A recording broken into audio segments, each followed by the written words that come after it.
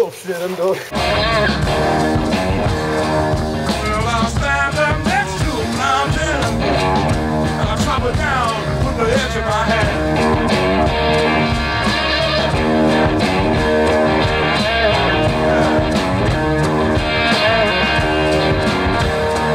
Well, I'll stand up next to a mountain and chop it down with the edge of my hand. This is the Gallo beer. It's the national beer of Guatemala. It's very popular. Guatemalans have a lot of pride for it. It's advertised everywhere. Hotels, streets, shirts, sometimes schools, and even buildings.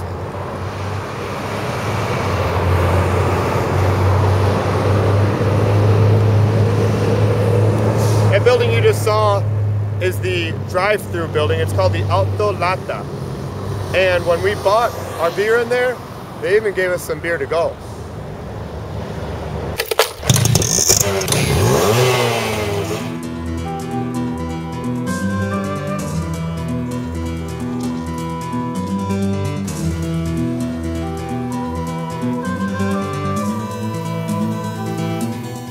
We're going to the relief map of Guatemala. It's about a block long.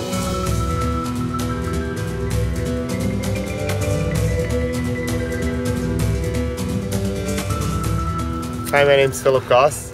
We're now at the relief map in Guatemala.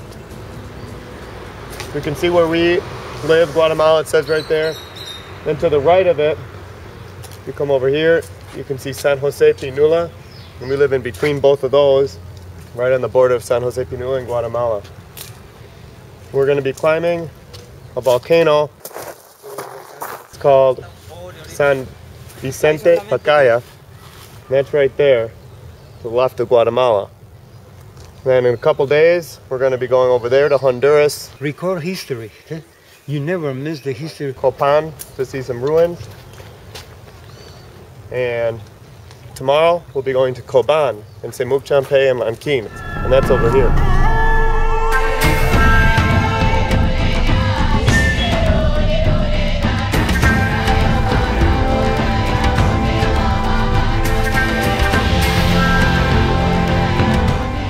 Welcome back. So we're also going to be going over there to Lanquin. That's where the bats are going to be flying out of a cave. Get it away! Oh my god. And we're going to be going around there to Semuchampe and Coban. That's it? That's all. Cool.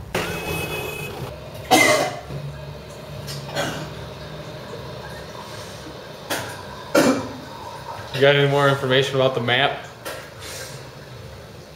No.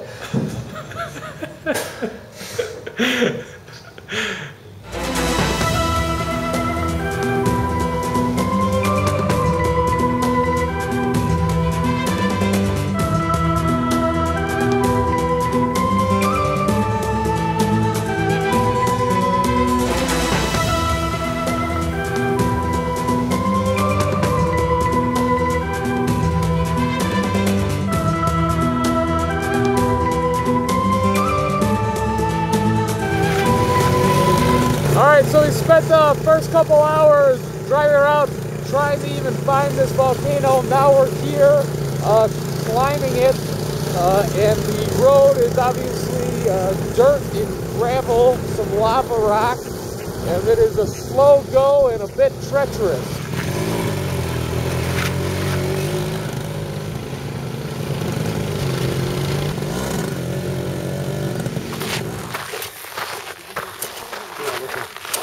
Hey, so we're climbing up Pacaya, volcano Pacaya right now.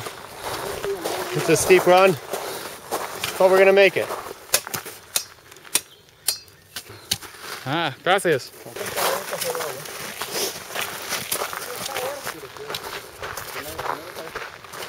La mitad. Mitad. Halfway there. How far? Halfway.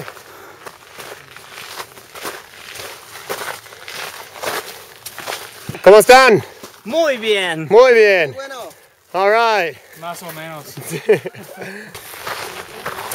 All right, so right now I'm hoping this is the top of the mountain, and we'll find out. Feeling very sweaty and tired. This stuff used to all be liquid lava, of course, and the guide told us that this is approximately 3-4 years old. That's it? That's all.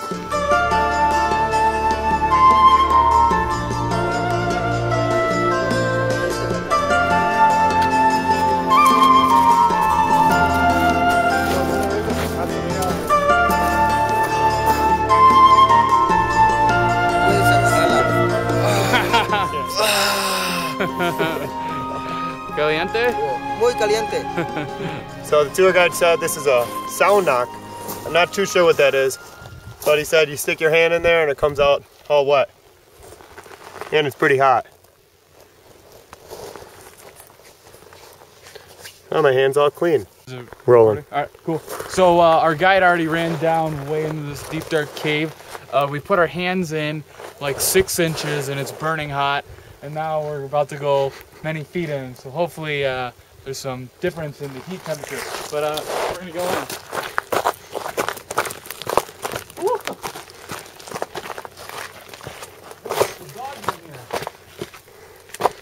I can't see anything. Woo! This is a sauna.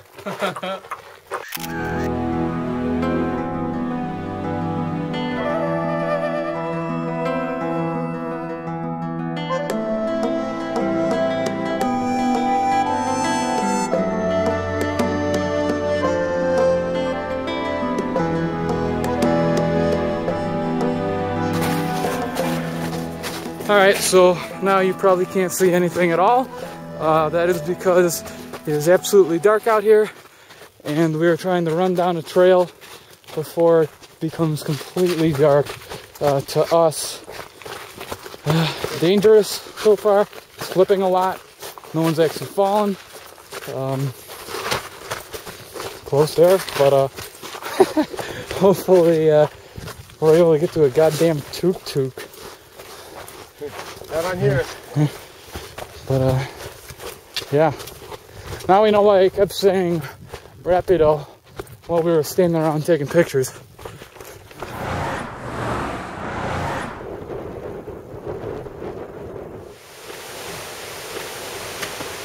Right now we're on our way to the Bat Cave, which is the Lanquin Cave. We can look here, there's some cool stuff already. We got this thing, it looks like a femur, the bone, and that looks like a turtle. This water over here comes from the cave, and our tour guide says that all the city of Lanquin drinks from this water. Now we just took a trip in total about 6 hours up here. The end of it was treacherous as the volcano, but we're here and now we have a little bit more time to stay in Champe, but we're going to spend a few hours here and hopefully the bats will come out of, I think, over there.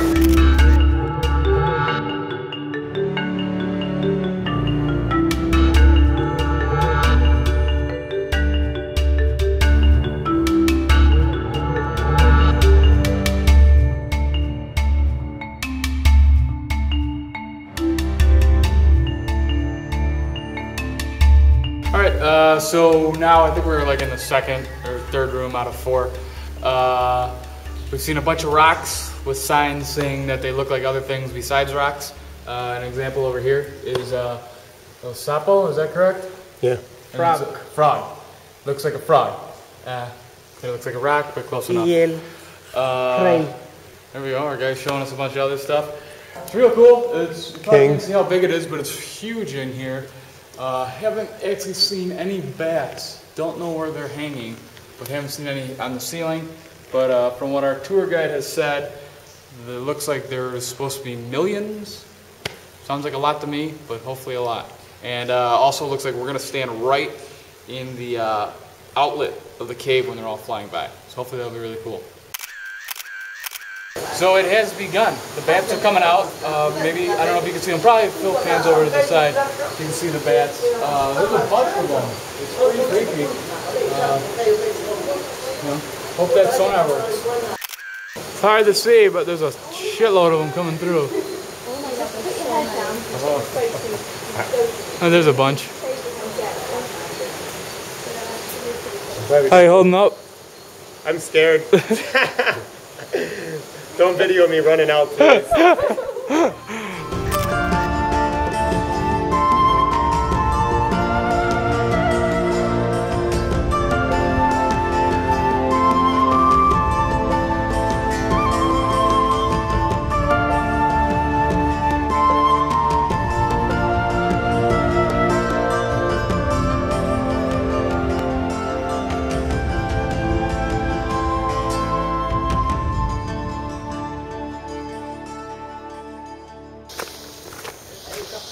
Go ahead. Talk. Oh, okay. So right now we just entered Semuc Champe. Then we're gonna walk in. The river's a little bit up farther.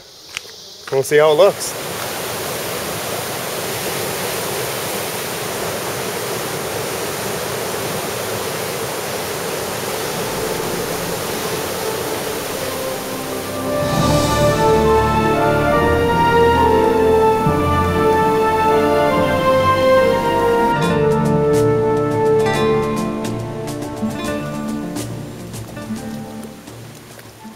Hey, so now we're in Semuc Champe, one of the posas they're called.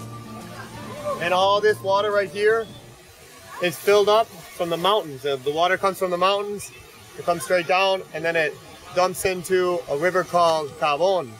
And all that water is running underneath us right now. You can't see it's running underneath. We're gonna go there to the mouth of that. So right now they call it a bridge. And what was I gonna say?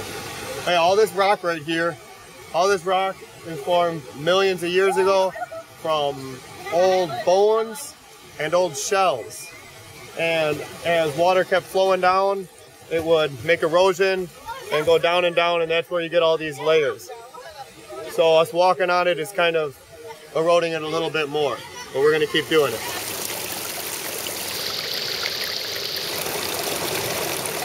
Cannonball!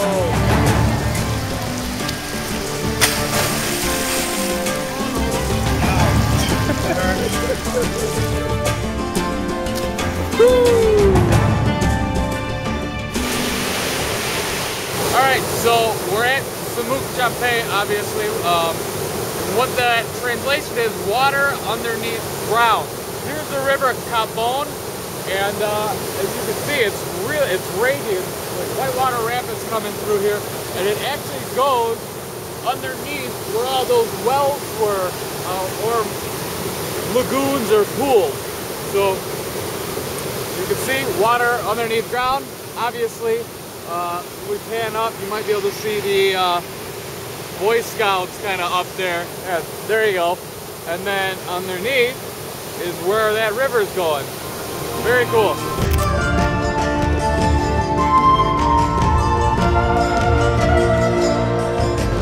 So we just took about a 15-minute hike up to Semuc, up to the lookout, and now we're here. Here it is. You can see everything.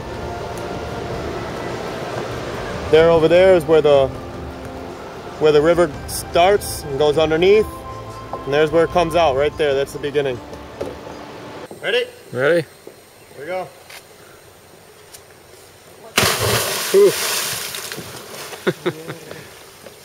You alive? 50 seconds. ¿Qué tal se sintió? Woo! 1, 2, 3.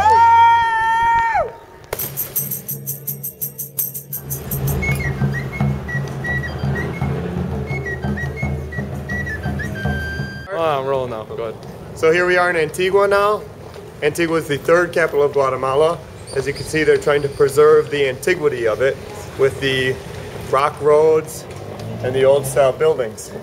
Also, we've met up with one of my friends, Jeremy the Great. Here he is. I worked with him at Village and is going to come to Copan with us.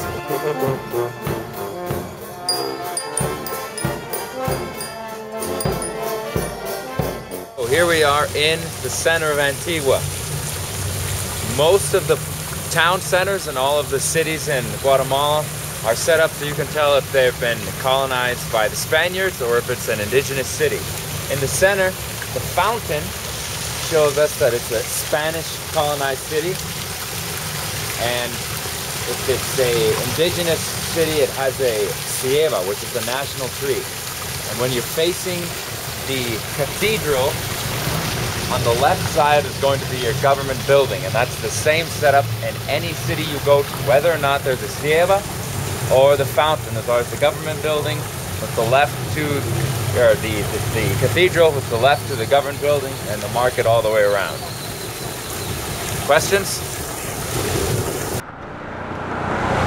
We've just taken a bus from Antigua back to Guatemala City, where we are now. We are going to be taking a trip to Copan, Honduras, and we decided, well, why don't we just rent a car instead of taking those stupid buses? Why don't we rent the fantastic car? 3 eligible bachelors. What car might you think we want? You're right, a Suzuki Matsuki. Murdered it again. Maruti. Suzuki Maruti.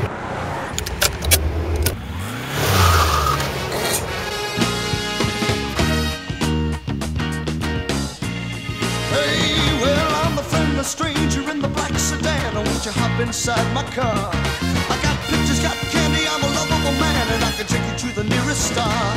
I'm your vehicle, baby, I'll take you anywhere you wanna go. Riding in the Suzuki Matsui, and it's pretty good feel.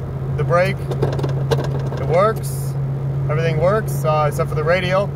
As you can see, we don't have any radio, we don't have any air conditioning, and pretty soon it's going to be getting hot. We're getting out of the mountains here. I'd say in another 15 minutes we're going to want some AC, but no can do. Other than that, handles well. Got 4 gears, all you need, and a reverse. Oh God. We just tried to go up Volcano Impala so we could do a little hiking, but this great car we have decided that it didn't want to go. So instead, when the road went to cement, like a kind of a groove cement, the car stopped working and actually started sliding down it. So that was pretty bad. And now we're driving backwards down this road because we kind of got to. Also, the brakes wouldn't even hold the car. I had the brakes completely pressed, and we just continue to slide down. What about the windows? How do the windows look? They're foggy. About as dangerous as we can get at this point. But a car that doesn't really want to stop, can't really see where we're going backwards.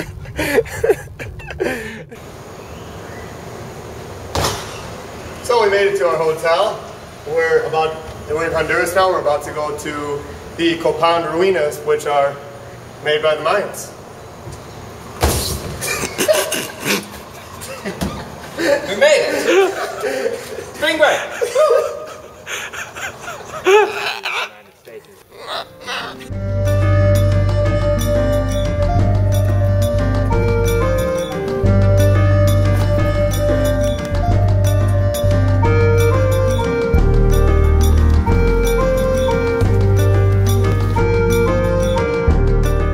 Here we are at Copan Ruinas, and we're looking right down here. We've got a Mayan ball court.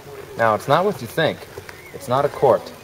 It's sort of like you have these 2 ramps on either side, and using these carved figureheads, I think they're jaguars, you're supposed to hit the ball, bounce it off of this inclined plane into that circle, I guess, was painted red, and that would mean you would win. And you could use your shoulders, elbows, knees, chest, and your back, or as we like to say in Guatemala, espalda.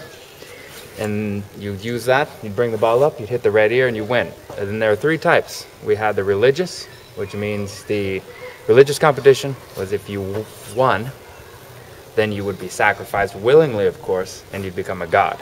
If you lost and nothing happened. You had the political, which was instead of a war, the two kings would play the game, and the loser would obviously be killed. And then the entertainment is kind of boring. You just kind of played, and then you would leave early if your team was losing. And turn around over here, you can see we have the locker rooms, and on the other side as well, there's locker rooms, and you would change and, you know, give yourself a hot rub down after the game. Let's see what we find back here. Oh, we have some guy here. We don't know what he was doing. Excuse me, sir. Did you just finish playing down at the ball court? Yeah, it was a political battle. So my competitor, he lost, and of course here I am, the victor. So I get his city, which includes all of this. All right. Anything else you'd like to say? It was a tough game, but I'm really good. I got that hat, that hat we had, and that helped me win. That means power. So I had a powerful hat help me out.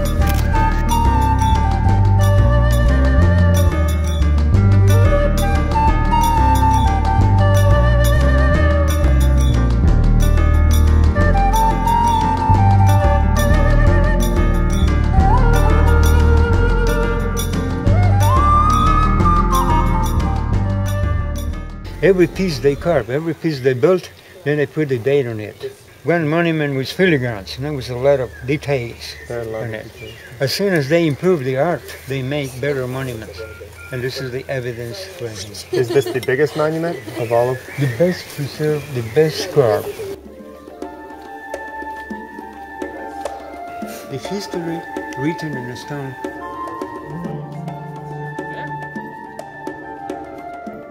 Strong, I see a flex.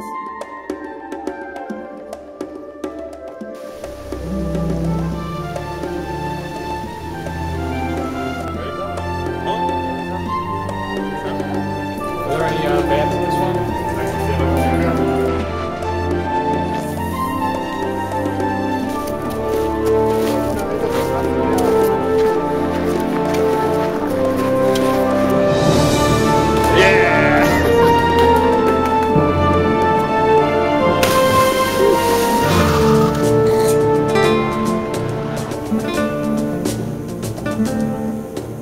Alright, so that's it for our trip here in Guatemala. It's fun, wild, a bit dangerous, a lot like Guatemala itself. And so as the typical Guatemalans say, hasta la vista, baby.